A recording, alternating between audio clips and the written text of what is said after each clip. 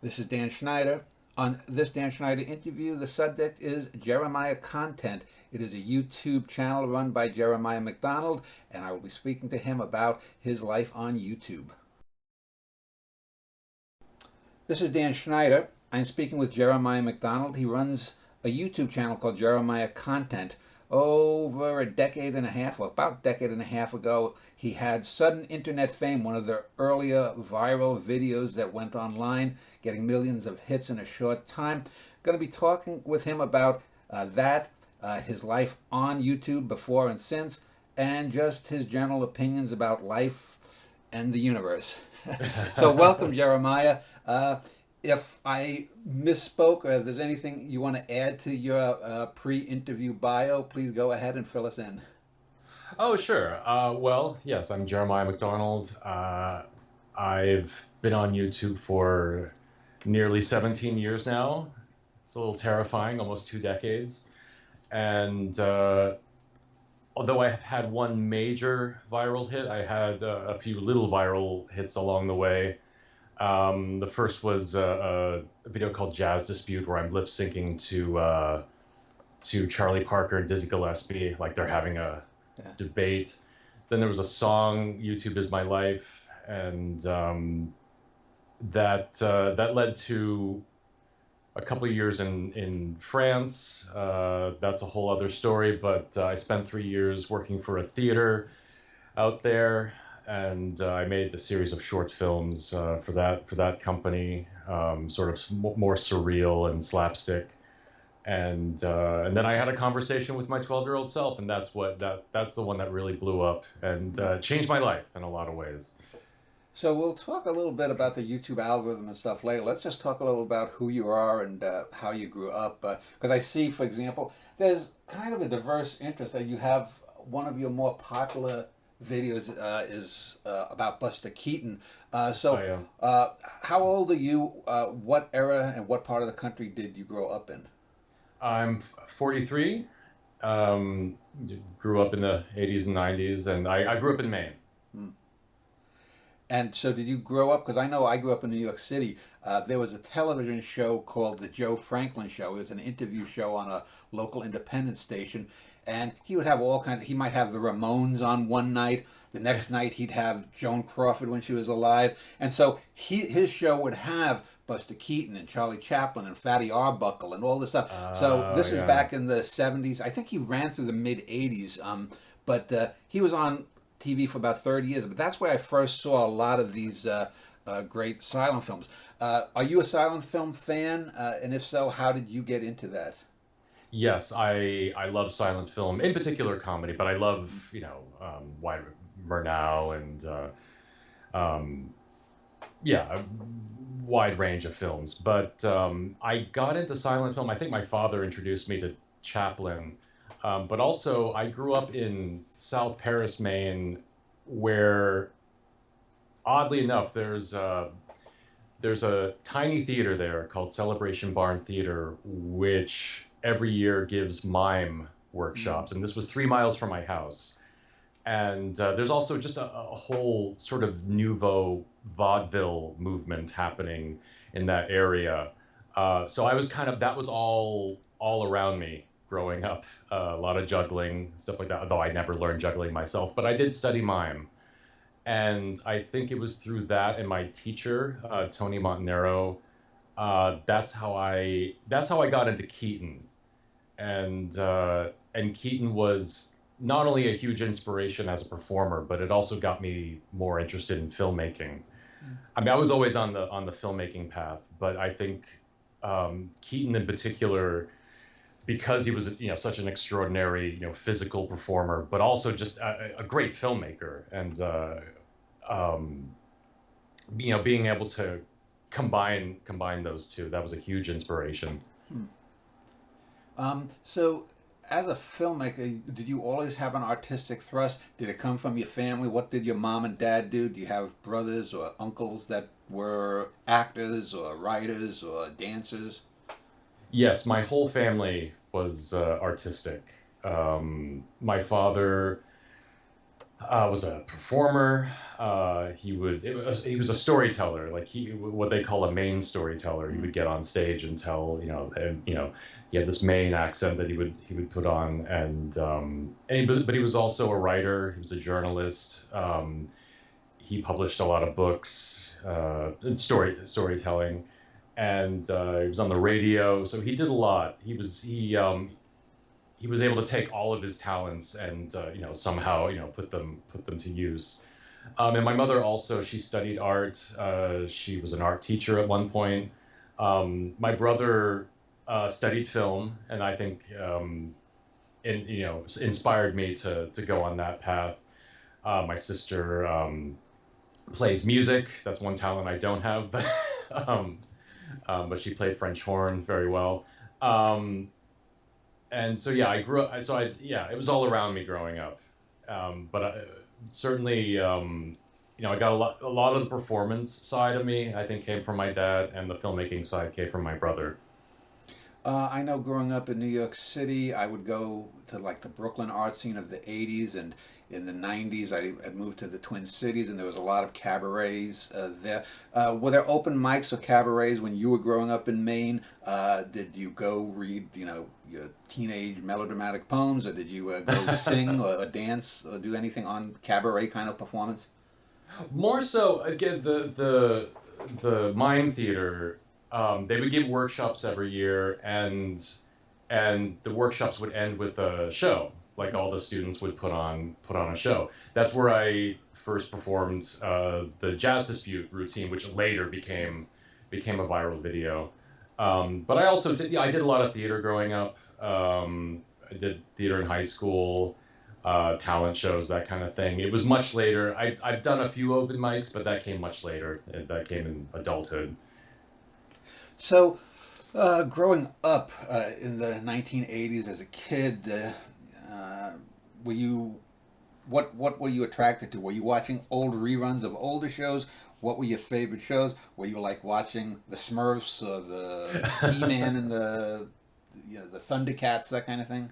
GI Joe. Well, in the '80s, certainly, yeah. I mean, well, Looney Tunes was what I was really drawn to. I mean, Mm. I watched everything that was on TV, but Looney Tunes, when I was very young, um, I was into Star Wars stuff like that. But when I got a bit older, Monty Python Huh. really inspired me, and a lot of British comedy, Blackadder, You and ever see the Benny Hill show?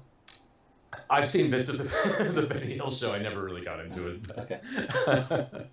but and then when I was a teenager, it's funny because like the older I got, just the further back in time I think my tastes went. Yeah. I got into Spike Jones and Yeah. Stan Freberg and a variety of older. I don't know. I was really drawn to that sort of vaudeville, old timey sensibility. It's like I wore a bowler hat to school Mm. and it somehow never got beat up. But Did you ever see the old? Speaking of Bowl House, the old Laurel and Hardy movie, yes, the March of the Wooden Soldiers or Babes in Toyland? I did see that, and also I saw a lot of their shorts. Yeah. Something else my father introduced me to. Yeah, I love Laurel and Hardy. Because I've always said that's one of the scariest fucking movies if you're a child, because it's so there's there's sort of that retarded, distorted Mickey Mouse, and all these images of like these monsters that have the back flaps that they used to have when people would go to sleep. Yes, yes, Um, yeah. I remember. so how about in film? What movies were you watching? Was there? Because I know growing up, I would people don't recall this, but in the 60s and 70s, movies would be in the theaters for 18 months sometimes. I remember seeing Star Wars on the 1 year anniversary of its release. I'm not a Star Wars fan myself, but movies would, then play in the crappier theaters, and, you'd end up seeing them. And sometimes in New York City, cities, you'd have theaters that ran 24/7. So you'd have pornography overnight, then you'd have old newsreels in the morning. Then like 8 or 9, 8 to 11, they'd have old cartoons from the reels that they kept, and then they'd have the main attractions that the rest of the day. What were your earliest experiences with theater or film? Well, Star Wars was the first, and of course, movies like Back to the Future were seminal. That really took a hold of me, and it still has a hold on me. That one, um, Who Framed Roger Rabbit, uh, I think was also a big reason why I wanted to do animation, but I also wanted to do live action, and Hmm. I just thought with movies like Roger Rabbit, I thought I can just do live action and put cartoons in it. Why not? Like why do you need to justify cartoons in the real world? Um, so that was a huge inspiration. And as I got older, I got into, with along with Monty Python, I got into Terry Gilliam's films. I think he's the first director that I kind of latched onto. And as I got older, and also as I, went to film school, and I got into silent film through Buster Keaton, and of course, then I discovered French New Wave. I discovered Buñuel. When I watched Un Chien Andalou for the first time, which was in my school library, that really broke my brain, and so I got into the surrealists and Have you ever uh, watched anything by Maya Deren? Her short films? yes, that I discovered in film school. Yes, Maya Mm-hmm. Deren, yeah, Meshes in the Afternoon, um, and so I don't know. My tastes in film are all encompassing, um, and I think most of the films that I watched were around that time when I was studying film. So, were you someone who grew up with computers? Did you in the late 80s have a computer in your family? Because I only got a computer in 99. So, I was 34 when I got my first computer. Just the earliest type. We had one of those Radio Shacks. What do you call it? The TRS-80. And my dad, because of his writing, he got a word processor that was very limited. But that was, so from the early '90s onward, we had some kind of computer that couldn't do much. Hmm. And then I think we got our first Mac sometime in the late '90s. But it was usually its function was to write. Usually wasn't much we could do with them beyond that. So, let's talk then about some of the earliest explorations you did with video cameras and whatnot. Because, as you mentioned, uh, the the thing that took off that got you on some talk shows back in the O's was these films that you did of yourself at 10 or 12, maybe even earlier, and you're doing the meta thing of editing them together to talk with your earlier self. When you were, well, what was your introduction to getting these cameras? Was your father one of those who filmed, oh, there's Jeremiah on the toilet. He's so cute at 3 taking a shit? Well, my brother had a Super 8 camera, and so for the first decade or so of my life, we were always making Super 8 films. Sadly, a lot of them are gone now, Right. and except for the ones that we managed to transfer to VHS, and so they're very poor quality.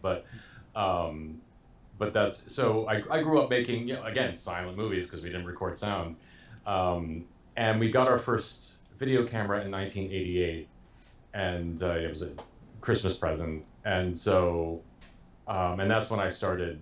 And when my brother and sister went to college, because they were older than me, so I from the age of 9 onward, I was like kind of not an only child, but I was alone for a lot of the time, and that's when I really started to play with the video camera, and and just be talking to the camera and making the kind of stuff that I was later able to use.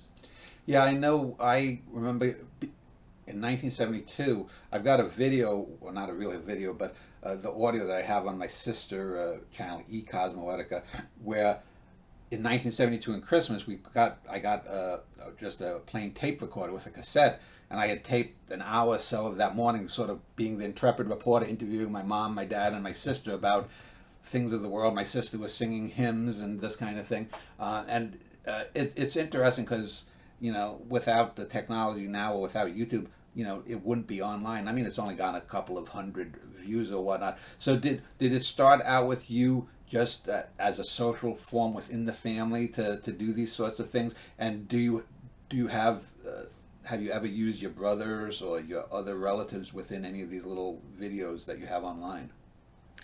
Um, there's one or two of our Super 8 films that I put on YouTube. It's there's a Star Trek parody and I think a Ghostbusters parody as well. And my siblings appear briefly in those. Otherwise, no, they usually weren't. And I did, for the most part, I've avoided, uh, you know, ruining anyone's privacy.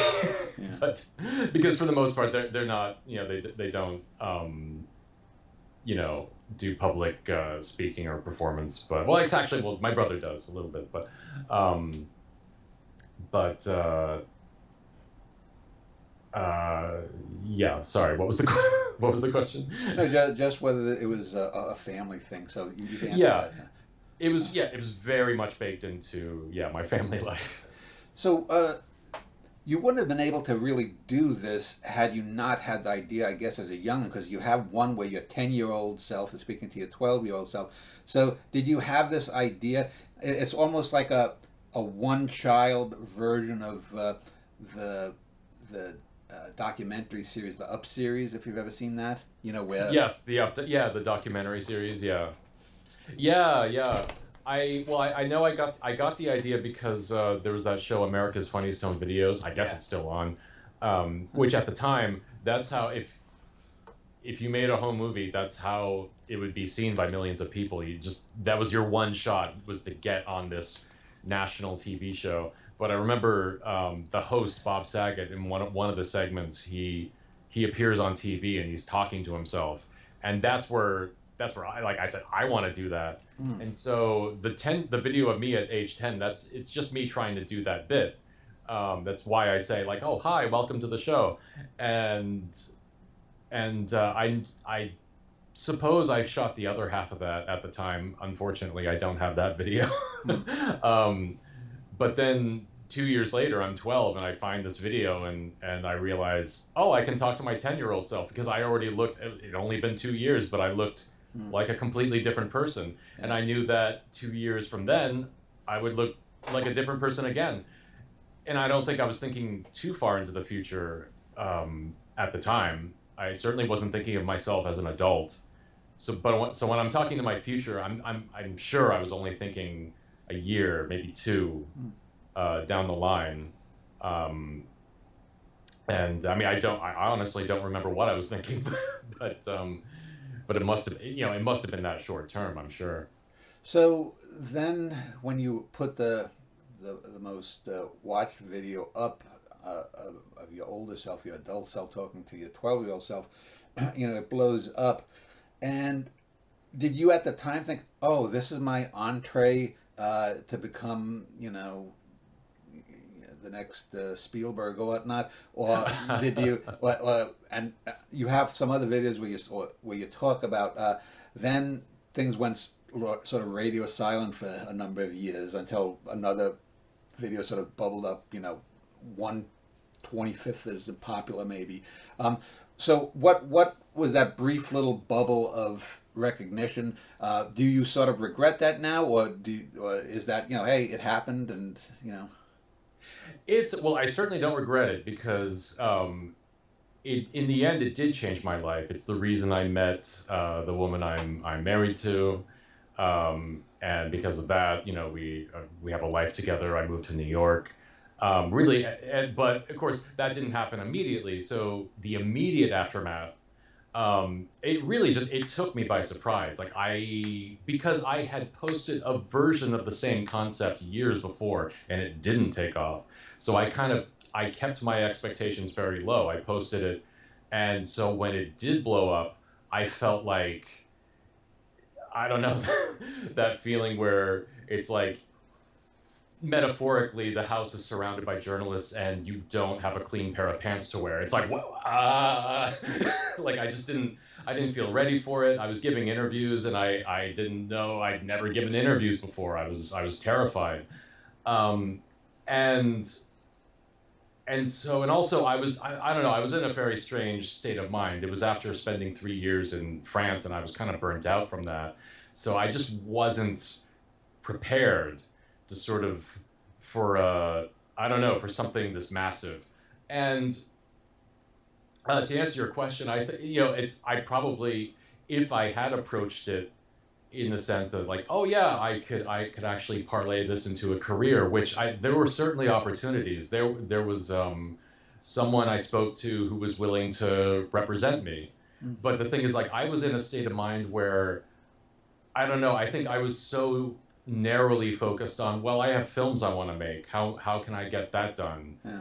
Rather than thinking like, well, I don't know. Like there was a guy I spoke to who wanted to represent me and could have gotten me work, for example, directing commercials. And it's like, looking back, it's like that would have been a good thing to pursue. Like I didn't see. I mean, I had no clarity. I didn't even really have anyone to speak to. That's the thing. Like there was no one in my ear sort of giving me advice. It's it's a crazy situation. Or it's like there wasn't like, instead of one person, it was too many people, and so certainly looking back, I think that would have been the obvious thing to do. It just in practical terms, career wise, um, because what ultimately happened was, I was burnt out. I thought maybe I could continue on as a YouTuber, but of course, it was around that time when the platform went through massive changes, which I wasn't aware of. Like I kept posting videos and getting fewer and fewer views and not really understanding why. Over time, I came to understand it was because of, algorithms and all that. So yeah, I was in a weird state of mind, and I regret that part of it. But at the same time, if I change anything, then I don't have the life I have now, and I don't want to change that. So Yeah. I have some regrets, but not many, to be honest. Jeremiah, let me give you just a little anecdote and see if this is any relation to you. I'm a writer, poet, and I lived in the Twin Cities from 91 to '03.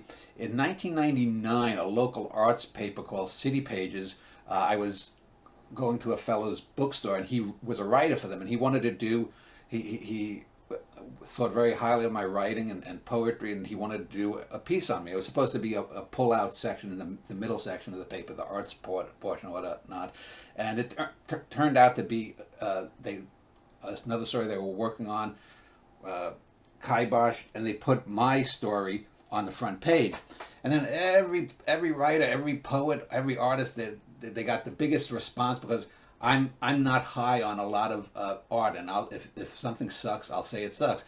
And there was rampant envy that as if this was going to make me rich or famous or whatnot. Then about a decade later, I started Cosmoetica, which has been around since '01, and this Cosmo, not the YouTube channel, this is just my website, and it did quite well. I get, I have probably 100 or so essays, reviews that have maybe 100 million hits or views or whatever. But again, this is not a video. In 1999, Roger Ebert, the film critic, did a piece about my, film criticism, which, again, people like, how dare you? He says, Tom Cruise sucks or whatnot, and people thought, oh, this is going to change your life, and I didn't make any money from either of those things, but it shows how people react for anyone else sort of getting even a minor little fillip like that, if you will. That's ultimately not life changing. I never thought it would be life changing. That's not how art and writing works. But did you experience any of that too, where, oh, you got I think it was like 24 million views in the first 2 weeks or something, and did you get any people who were like, you suck, my idea about talking with myself was better or something, Actually, yes. What's funny is, before I posted that, I hadn't heard of a single case of anyone else doing that.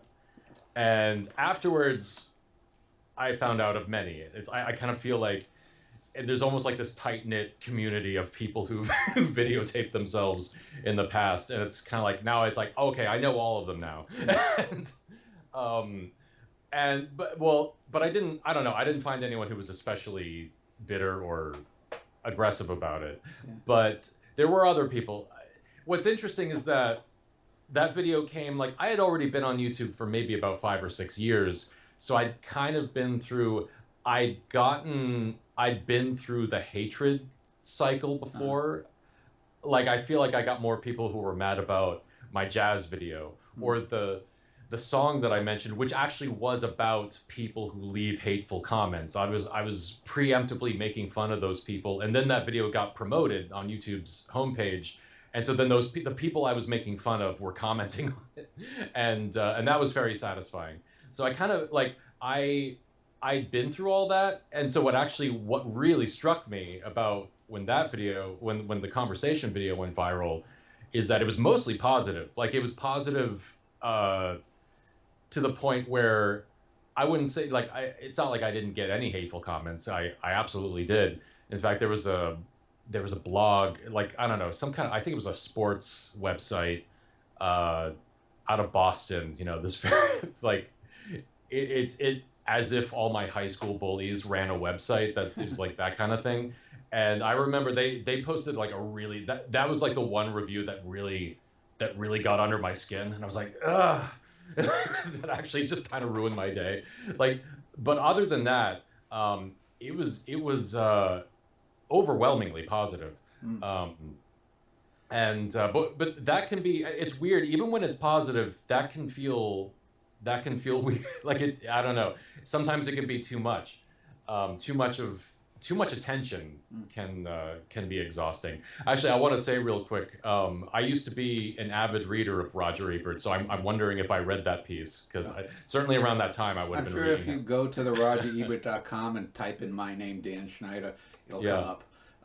Because I think even today it's got, I don't know, 8,000-9,000 replies or something, and it's almost like it's become a mini blog, because I guess a dozen or so people talk just about films on that page. But anyway, so one of the things that I've noticed too, like I mentioned, my website was popular in terms of getting hits, but you can't you couldn't make any money that way. Mm-hmm. Then I see YouTube, you talk about the algorithm. It seems to me YouTube is even more lowest common denominator. I remember 2 or 3 years ago, something came up, and it's a 14-year-old girl talking about makeup tips. She's got about 25 million views in 2 weeks. Just what you did. Just like, and she's talking to her girlfriend. Oh, yeah, look, watch it. And it's like 7 minutes of inane teenage girl babble, and it's got 25 million views. And I don't know what she must have made of that, but it's like anything of quality on YouTube is going to be so hidden that you can't. There's too many weeds. You can't even get to them unless just absolutely randomly. Buster Keaton farted. Oh, this guy did this brilliant little video of what if Buster Keaton's silent films were accompanied by farts or something, and Oh yeah, absolutely. Yeah, that's why. I mean, I feel like every time, I don't post as much as I used to, but when I do, I try to keep my expectations low. But it's hard because, I mean, what's wild is that YouTube still, every so often, my old viral video gets a new cycle. Like, it gets recommended, which is great. But and I get a lot of new subscribers as a result. But then if I post something new, precious few of those new subscribers actually, like, there have been weeks where I got 10,000 new subs, and then I posted a new video and I got 3,000 views. And it's like, that's when it's like, well, something's not quite right. Like, why not show my videos to the people who chose to follow me? That was when YouTube shifted into this algorithmic recommendation, format. That was, and of course, it wasn't just YouTube; it was the entire internet. Just kind of shifted to it changed things pretty substantially. I mean, I think it used to be, back when the internet was, the internet was connected through a series of links. You would click from one link to another. That's how you would actually jump through multiple websites. Yeah. Now the entire internet is just a handful of websites, and everyone's kind of trapped in them because each website is trying to hold your attention and keep you on one place, and people can't even share videos the way they used to, Yeah. because if you share something, whoever you're sharing it to, they're all trapped in their own algorithm, so they may not see it. Whereas in the old days, even if someone only had 5 people following them, those 5 people might watch it and they might share it, and it might those.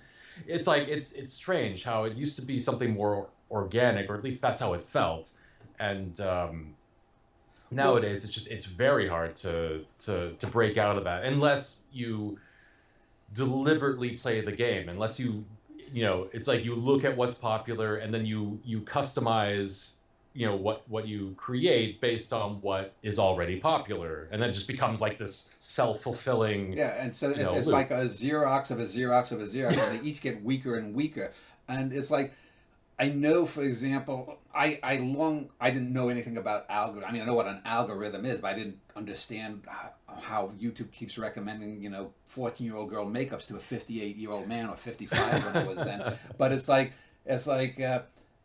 if you're a celebrity, though, things are different, because you could, for example, I have trilogies of shows that I did. Although I might talk with a philosopher, a reverend, and a scientist about a particular thing like nothingness, and it's intelligent talk. And my idea is that in 50 or 100 years, no one's going to give a damn if the talk is good enough. This was on YouTube or was on some local cable access.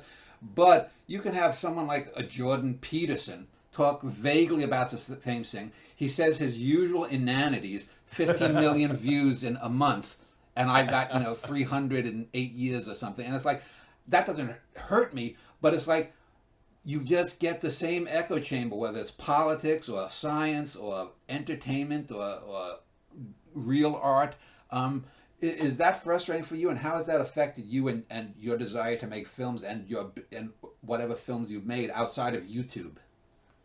It's incredibly frustrating, and because I constantly have to reevaluate, well, is it worth it? And also, what are my motives? Why am I still here? Because in a way, I've been very stubborn, because I don't, even though I call myself Jeremiah Content.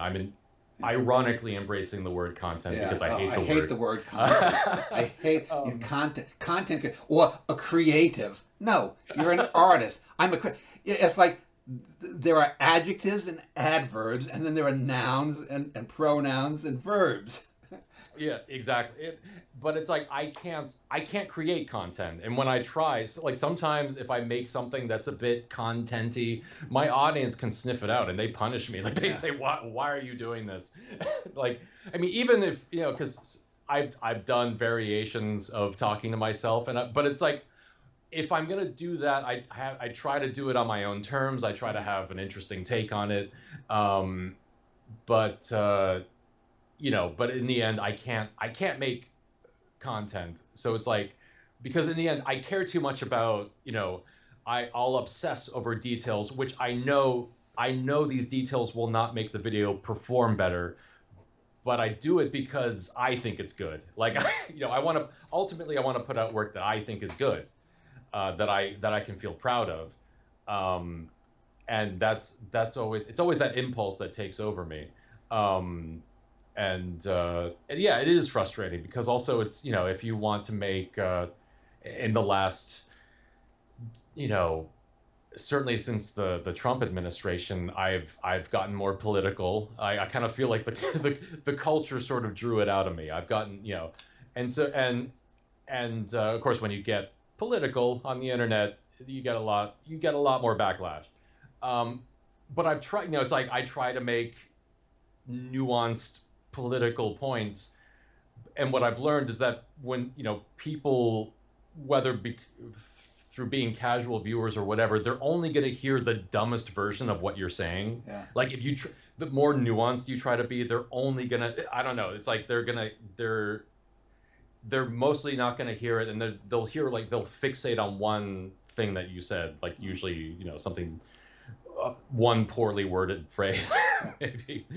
Um, For me though, it's not even the dumb stuff that's the worst. I'll give you two examples of social media uh, over the few years. I'm no longer on Twitter. I was kicked off because if you remember, there was that guy in Pittsburgh who bombed a Jewish temple or something a few years ago, 4 or 5 years ago. oh And yeah, you know, Ann Coulter on her Twitter account, yeah.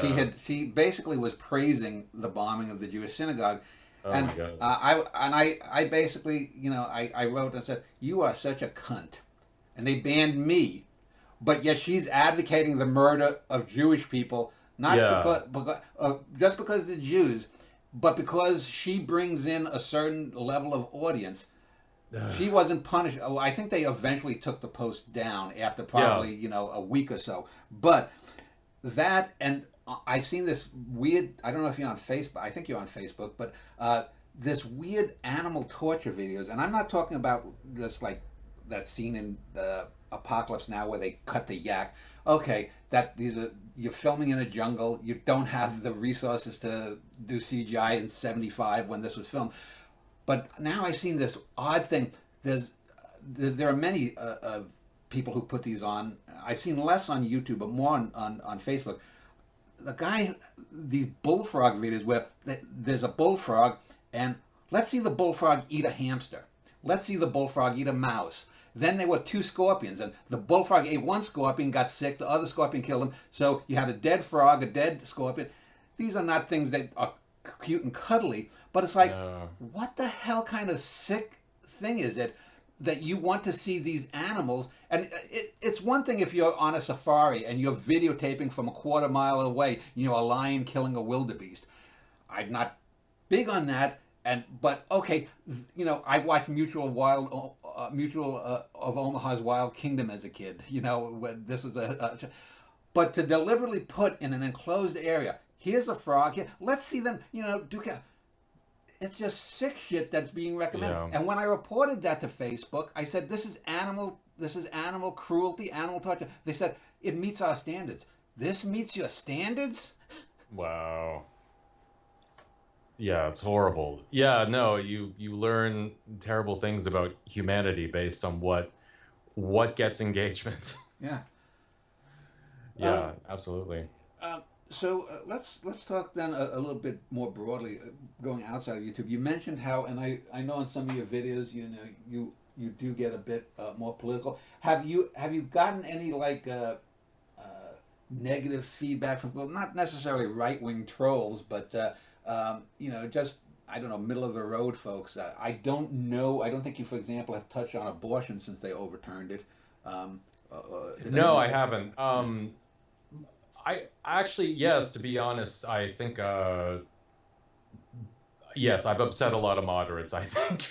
Because sometimes I've gone after moderates. That's the thing. I Yeah. poked fun, but and of course, from my perspective, I feel like I used to be a moderate, and so that was always my justification. I was making fun of who I used to be. Mm. um, but yeah, I've certainly I think the video that upset people the most. I made a video going after Trump supporters in particular, um, because I would just make offhanded jokes about Trump, and people would get upset. They say, "Oh man, come on, don't you don't have to get political." And I say, "Yes, I'm gonna go after you specifically now." It's like why is it when Bush was president when I got on YouTube, I made jokes about Bush. I made jokes about Obama, about how ridiculous it was he got the Nobel Peace Prize when, like, Mm. well, at the time he hadn't done anything, and now it's even more ridiculous. But I made fun of every president. Nobody said a word, and then suddenly with Trump, it's they couldn't handle it. So I went out, and so I made like this big video where I really not poured, I dumped salt on that particular wound, and got a lot of people upset with me. And I don't know, I it's an interesting sensation to get people mad at you, but it's like you're not doing it just to upset people. You're doing it because you have real convictions, and I just wanted to get that out of the way. It's like, look, this is where I'm coming from, and I just spread the word so that So it would leave me open to say, well, if I can talk about anything I want, but at the same time, I almost feel like I went too far because I want to be free to discuss politics, but this is not a political channel. I don't want to be feel pressured to comment on everything that happens, but still, I'm a human who lives in the world, and life is political. Politics happen no matter what. So and also it's like I think of myself as an artist, and art has a point of view, and so almost by nature, people get upset when I say all art is political, but I think once you take a stand on something, you're in some way you're taking a political stand, I think. Well, I'm not a believer in the all artist political thing. I think politics is a part of it. I mean, if Mm. I'm that video of yourself talking to your 12-year-old self, if you want to call that rudimentary art, that there's nothing necessarily inherently political in that. Now you can No, you're right. politicize something, but I've always found when you have political art, the art still should be the thing that's the main thing. Yes. Too often it becomes bumper stickers, which defeats the whole purpose. Because just go make some bumper stickers. Yes. Yeah, yeah, that's what I was trying to do. I made a video when in the last election when Biden won. Mm-hmm. I made a video where again, it begins with me because it's like, obviously I voted for Biden over Trump, but I wasn't excited that that to be in that situation. I was never a fan of Biden. So in the video, it's sort of, I begin sort of ironically praising. Well, the point is that, like, well, now Biden is president, and now we don't have to worry about anything ever again. We can just go back to ignoring politics. But then the lefty side of me sort of, I split in that moment, sort of like Star Wars, like a Force ghost, and then I'm debating so it's like it's the hard lefty side of me debating the more centrist moderate side of me. And that was kind of me trying to, like, say, okay, I don't want to, I'm tired of debating conservatives, and I think it's more productive if I debate, if we have a more nuanced debate on the left. And that's what I was like. But again, it's like that's an example of people watching that, and I don't know, they come away thinking that I'm praising Biden, which I wasn't. Like, I'm actually criticizing. I'm talking about his war record. I'm talking about um, all of that stuff. So and that's exactly it's difficult, but that's what I was striving for. I was striving to, I don't know, do something interesting, and I think a lot of people got it, but I don't know. So I know I interviewed 5 or 6 third-party candidates the last cycle. I did the Socialists. I tried to get the Green Party. I couldn't get them. I did. I got the Constitution Party. If you want to really watch a funny-ass video, go to my YouTube channel. Type in Prohibition Party. I interviewed this guy.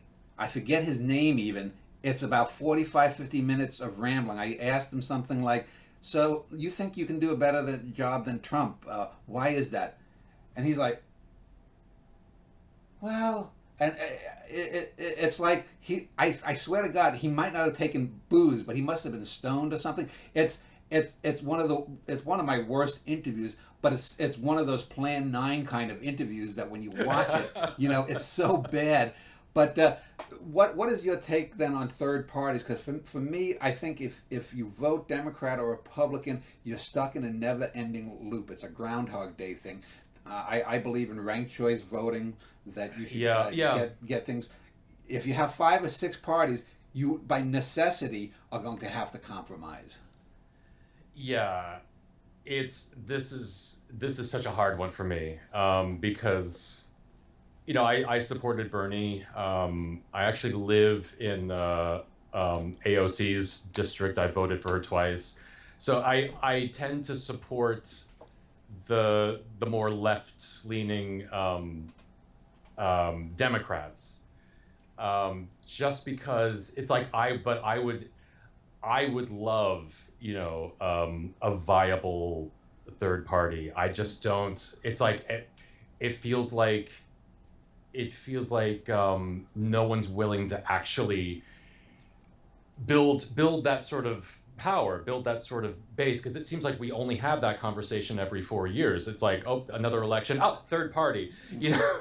And You so never I hear of universal basic income, or you never hear about higher standards for certain this or that technology which is raping the land somewhere where we don't care about because there are only brown people or other colored people there.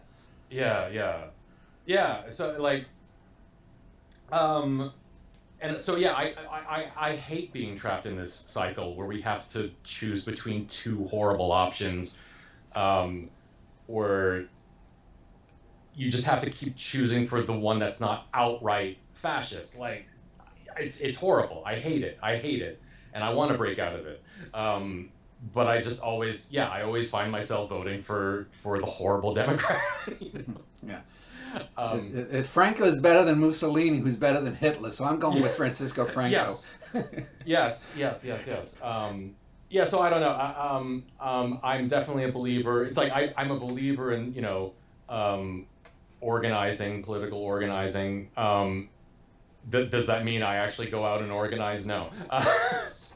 Do I hold myself to my political convictions? I try to, but it's hard. Well, Um, as a young man, I did some of that, and even then, I found like I said, I grew up in New York City. Ed Koch was the mayor back then, and yeah, it was terrible. The Democratic Club.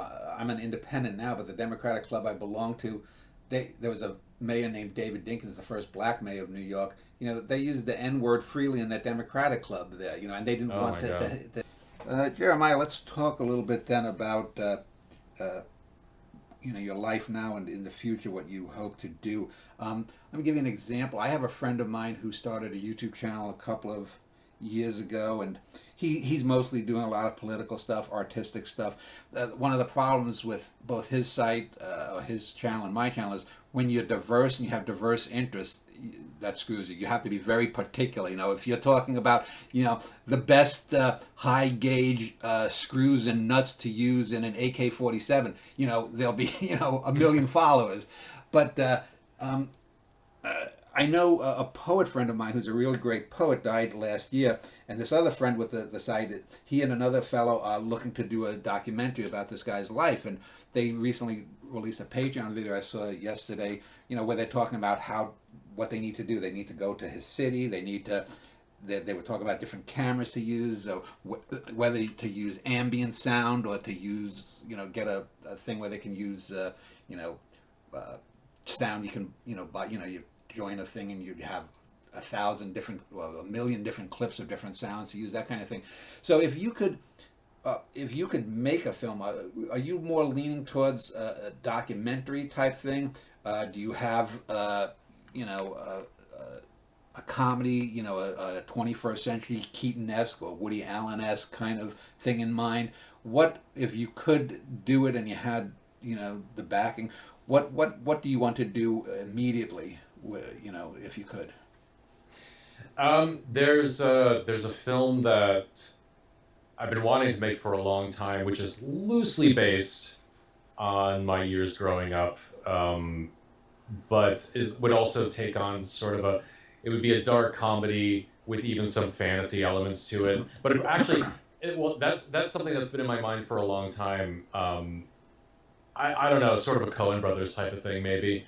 Um, but as time goes on, that story has become more and more um, just about my life. Like I'm like the fantasy elements are kind of slipping away, and to me, the idea of actually just telling a story that's based on my life, which I mean, stylistically, there'd be a lot of flourishes. I don't know. I feel like anyone who's seen the short films that I put on, the stuff that I made in France. There's also a short film called Corkscrew Etiquette. If I made a film, it would be, I don't know, there would be a range of styles. Um, it'd be very stylized, very flights of fantasy, that kind of thing. Hmm. But and I it's taken me a long time writing is something that I've only recently started getting into, and lately I've been thinking like, if I'm gonna make a film, I just gotta make it. I gotta I gotta stop, using YouTube as my outlet. I gotta make something with the purpose of making a motion picture, and so I've been thinking about that a lot lately, and I think it's gonna be a story from my life. Um,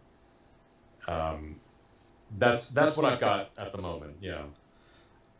Just hearing you talk about that, have you ever heard of an actor and filmmaker named Frank Whaley? I don't think so. uh, I would say if you get a chance, look up. It may be on YouTube. A film he made in like 2000, 2001 called The Jimmy Show.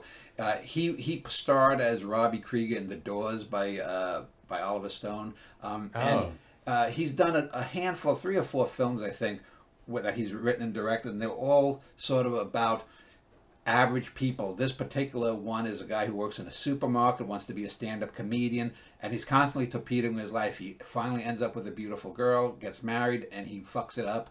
And it's just that I'm not saying you're him or you're fucking up, but it's the kind of real film. Since you mentioned the like some of the French New Wave, it's the kind of film that if you know.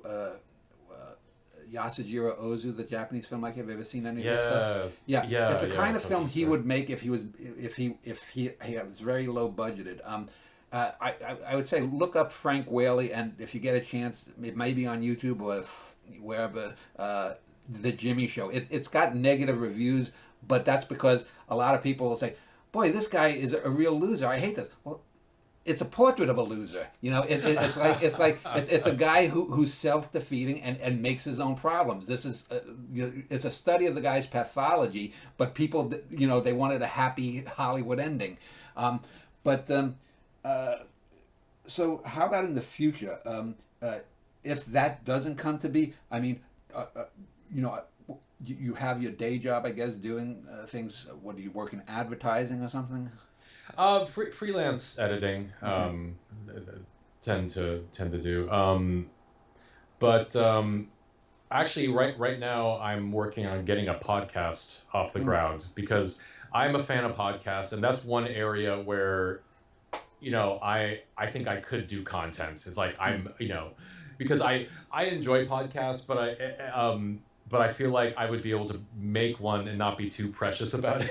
mm, And so that's one thing I'd like to get off the ground, and so just so something that I can do on a steady basis and remain visible. mm. I still want to make YouTube videos, but there's going to be less emphasis on that. I actually have an animation project that has been a long time coming, because my wife actually is an animation producer, Mm. so that's her day job, and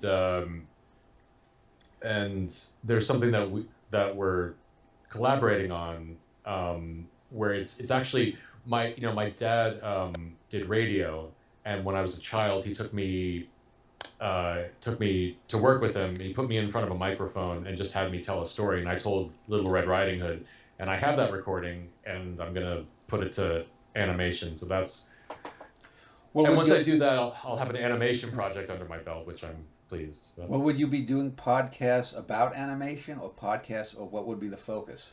the focus would be television and movies. I have a Mm, friend who, is a good friend of mine for about 10 years, who I think half the time we agree on things, half the time we come at things from such different places. uh, And so in every podcast, we would introduce a topic that the other person is either unfamiliar with or just flat out hates or has had a bad experience with, where we sort of make our case. It's the podcast where it's like we just try to sit our friend down and try to get them to appreciate something that we're really passionate about. mm. And sometimes we'll discuss things that we both love, but that's the premise of it. So it's just, I don't know, a podcast about having talking about things we love, making a case for them. Where do you start? How do you get into things? How do you approach them? That kind of thing. Um, So I'm someone who's old enough that I think that things go in cycles, and I think art especially has been in a downward cycle for basically since Reagan became president. I think a lot of Mm, creativity and Hollywood doesn't make films like they did pre 1980. Film has television has gone downhill. The internet has exacerbated. YouTube, as I said, exacerbated it more. Are you sanguine in any way, though? Say, do you think that at some point something is going to come along that's going to swamp YouTube? Because it looks like Musk is shooting Twitter down the crap, and no big loss there. But do you see the hegemony of YouTube sustaining? And if not, what do you think in 10 or 15 years might be the big thing where, oh, you make YouTube videos, that's so gauche. You should go to, TikTok in a sense had a little bit of that, but yeah. Well, and also because now YouTube has introduced shorts, they're trying to be TikTok, yeah, in a way where it's like everything's trying to be TikTok. I mean, TikTok seems to be the model that everyone's trying to imitate right now. But the thing is, I don't think any of this is sustainable. It's because everything is about, um, because everything is so it's engagement based. It's about as these companies as these companies get bigger and bigger, and they have to make bigger profits, and they have to please their investors. And it's like it's and so like so when you're creating, you have to create something, out of desperation to hold people's attention because you're competing with so many. Because with TikTok in particular, it's like everything is it's on your phone. It's got to be brief. You got to catch people's attention, and so it's like everything is accelerated. Everything is and moving towards like what is going to catch some people's attention faster. And it's like at a certain point, it's like what it's just going to get faster and faster. It's like and it's all in the service of this investor based economy. It's like the line just has to keep going up and up and up and up and up, and these companies like they're never going to make enough profits to sustain this. So it's like at some point something has to give, right? This yeah. doesn't, I don't know, it's like it's either got to crash, or maybe with the strikes that are going on, like these this these companies are going to have to at some point like decide, okay, we can't sustain this model. This is absurd. So I don't know. I kind of feel like at some point it's going to have to come crashing down Yeah, and be replaced in the rubble, in the wreckage. Something has to, something else has to emerge. But well, this is why, like, I still do these long form interviews. Someone might say, well, why did you do an hour plus interview with this guy who was famous on the internet 15 years ago or whatnot? I mean, but to me, it's like, well, let's talk just about reading. You can have Moby Dick, but one of the yeah, great things about reading, and I think that's arguably the greatest English language novel ever published, you can have Moby Dick, but your Captain Ahab doesn't look like my Captain Ahab. yeah, You may focus more on the scientific mind of Ishmael as he's telling the story. To me, it might be the way the interactions of the crew. And you can have all of this stuff. You can have all of this AI and, the equivalents, I guess, of Star Trek holodecks or whatever they call them. But your mind, when you're reading something, it could be a poem, it could be a stage play, it could be, a novel. You become part of that creative process. And I think at some point, like, there has to be that slowdown where say, there's going to be a kid or there's going to be something that comes along. This reading thing is pretty good. yes, yeah, like because like Why did we give it up just for TikTok?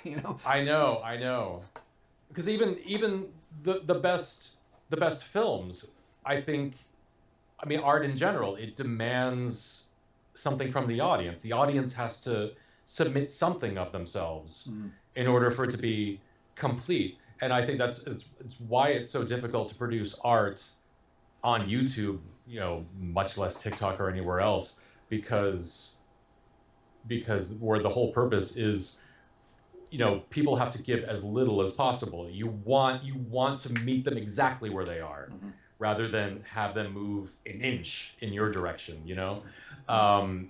It's difficult, and yeah, like, 'cause in order for art to thrive, you need you need an audience, and you need an audience willing to give something of themselves and their experience and their thoughts.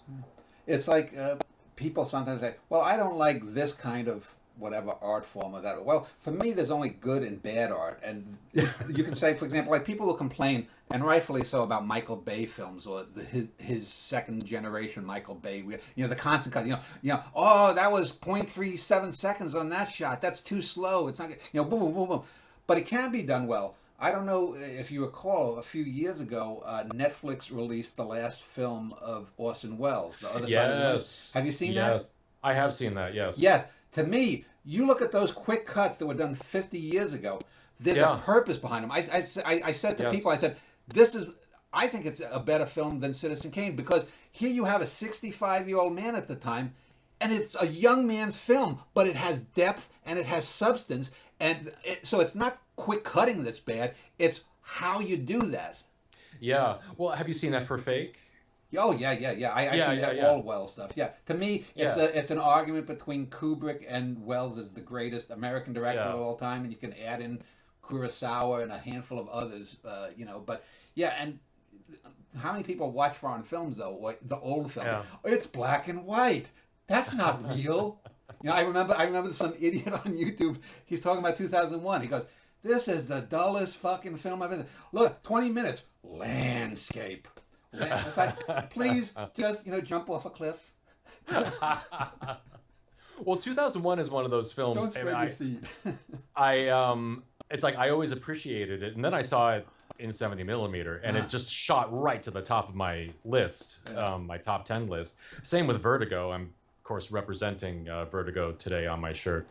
But F for Fake, I hear a lot of YouTubers, actually people who tend to focus on editing or doing YouTube like video essays. I mean, in a way, he created the genre of video essays.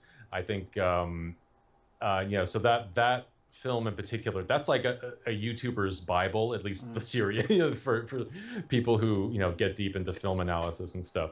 But you're right, it's like the fast cutting. I remember being 18 when Armageddon came out, and I kind of had the same thought that I was expressing earlier, where it's like the cutting is so fast. It's like what is this moving towards? Like, how can you like? But then of course, then I saw It for Fake, and I was like, oh yeah, Orson Welles was doing that decades before. But of course, as you say, it's a matter of intention and what you're doing it like because he's sharing so many ideas with you at once, and he's juggling them too. It's like it's so well written, because you'll have a character who's antagonistic to the John Huston character, the main character, and he might make a cutting remark that only lasts 3 or 4 seconds, and he does 5 or 6 of them. But yet an hour later, the character comes back, and Huston says, what's coming from the other guy, because it's so well written that guy might only be on screen for 18.3 seconds. But he's developed the character in that. Yeah, it's the difference isn't fast cutting. It's Michael Bay can't hold Orson Welles' shoes. No, and also he did that in 1974. Back he started throughout. Yeah, and then he worked over a decade. Just little thing, and then I guess Pete Bogdanovich filled in. Pieces here or there. But still, it's just, I mean, what an incredible feat to edit something like that with the equipment that he must have had at the time.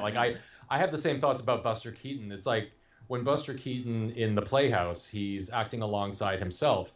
And back then, you had to be a genius to do that. Nowadays, anyone can do it, and anyone does. Yeah. And, it's like you open up Adobe Premiere, anyone can do really kind of elaborate fast cutting. It's like they. This is what I say. Like with Martin Scorsese, I think the last 20 years his films have been bloated messes. He's gotten everything he wanted. You go back to when he had to hustle, when he had to come up with ideas. This is when he was making his great films. Speaking of silence, have you ever seen Safety Last or any of Harold Lloyd films? Yes, the famous one where he's climbing on the building and the clock. Well, it looks like he's up in the air. It's not green screen, but how they did it, the building is on a hill, Or Yeah. they actually built the frame on a hill, so it looks like it's part of the same street in Hollywood. And he's only up by 10 feet or whatnot, where the bottom of the frame is the actual end of the house. Yeah. And so you have to be more creative when you don't have that. If you give everyone Photoshop, the latest Photoshop and the latest thing, sure, you can make oh, the flying spaghetti monster is taking over the world or whatnot, but there's no depth. Because they're so captured by the easy ability to do crap that, oh, you mean I'm going to actually put effort into this? You think about what my images might mean? And that's what was so exciting about YouTube, at least in the beginning. It kind Mm. of felt, because it felt like something new, and it felt, very do-it-yourself. It felt sort of punk in a way. Um, and so, because so much of it was just people sitting and talking, it was fun for someone like me, because I'd studied film. One of my early projects on YouTube was a series of kind of fake vlogs, or I had a character that I played, and as the series went on, it got more and more like it's departing from the vlogging aspect and became like short films, and it was Mm. kind of fun to kind of spring that on people because nobody knew who I was, and so I kind of felt like I was kind of flexing my film muscles, in this brand new medium, and people kind of had low expectations. They didn't expect like great cinema from a YouTube video. So to even have even just the bare minimum, in terms of lighting or editing and so forth, you could, I don't know, it was a different game altogether. Now expectations are completely different, and it's also just evolved into something where I don't know, nobody really expects short films or narrative or anything like that. But Well, I guess we can end that here. That's a good place to end. I will link to both your YouTube and your regular website below. People can check out your stuff there. It was good to spend time talking with you. And so, unless you have anything else to say, thanks a lot. no, thank you for having me. Good talking to you too.